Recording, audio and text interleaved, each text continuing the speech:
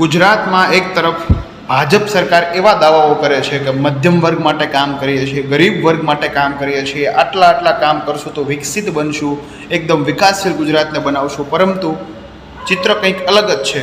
હા, આ વાત હું નથી કરતો. સોશિયલ કન્ઝપ્શન હેલ્થ ઇન્ડિયાનો એક અહેવાલ હાઉસ હોલ્ડ છે, તે કહે છે કે ગુજરાત રાજ્યમાં 70% જેટલા માણસો ખાનગી હોસ્પિટલ અને ઊંચા ભાવ આપીને સારવાર લેવા માટે મજબૂર બન્યા છે, જ્યારે 30% જેટલા સરકારી હોસ્પિટલ અને સરકારી સારવાર પર નિર્ભર છે. દોસ્તો, એક તરફ રાજ્યમાં મોંઘવારી, એક તરફ બેરોજગારી, એક તરફ મંદીના માહોલની વચ્ચે આવા રિપોર્ટ જ્યારે આવે ત્યારે આપણે સૌએ વિચારવું જોઈએ કે સરકારની એવી યોજનાઓ હોવી જોઈએ કે મધ્યમ અને ગરીબ વર્ગને ધ્યાનમાં રાખીને. પૂંજીપતિ વર્ગ માણસો તો કદાચ દેશ વિદેશમાંથી ગમે ત્યારે સારવાર લઈ શકશે, પરંતુ ગરીબ માણસ, મધ્યમ વર્ગનો માણસ સરકારી સારવાર ઉપર નિર્ભર રહેવો જોઈએ. પરંતુ અહીંયા વાત અલગ જ છે. એક તરફથી નરેન્દ્ર મોદી સરકાર કેન્દ્રમાં બેસીને અને ગુજરાતમાં ભાજપ સરકાર બંને બેસીને ડબલ એન્જિન કહીને માણસોના મગજ ફેરવી નાખે, પરંતુ ખરા અર્થમાં ગ્રાઉન્ડ ઉપર કંઈક અલગ છે. આજે પણ તમે રાજ્યની કોઈ પણ સરકારી હોસ્પિટલમાં જશો તો ત્યાં અમુક પ્રકારના ઇક્વિપમેન્ટ નહીં હોય, અમુક સારવાર નહીં હોય, અમુક ઓપરેશન નહીં થતા હોય, અમુક જાતની વેક્સિન નહીં મળતી હોય. ખરેખર ઓન ચોપડે મળતી હશે તો આખું આ કાર્ટેલના જવાબદાર કોણ?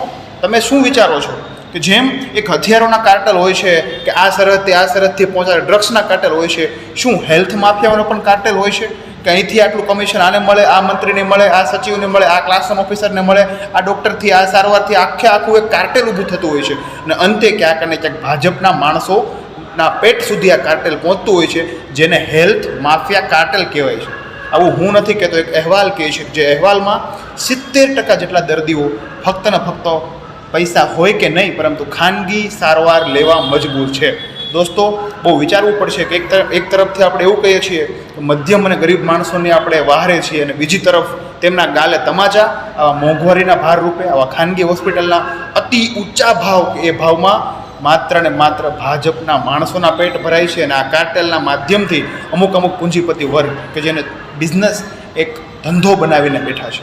ખરેખર વિચારવું પડશે અને આપણે સૌએ વિચારવું પડશે કે સરકારી હોસ્પિટલ અને સરકારી સારવાર ખરેખર હક હોવો જોઈએ.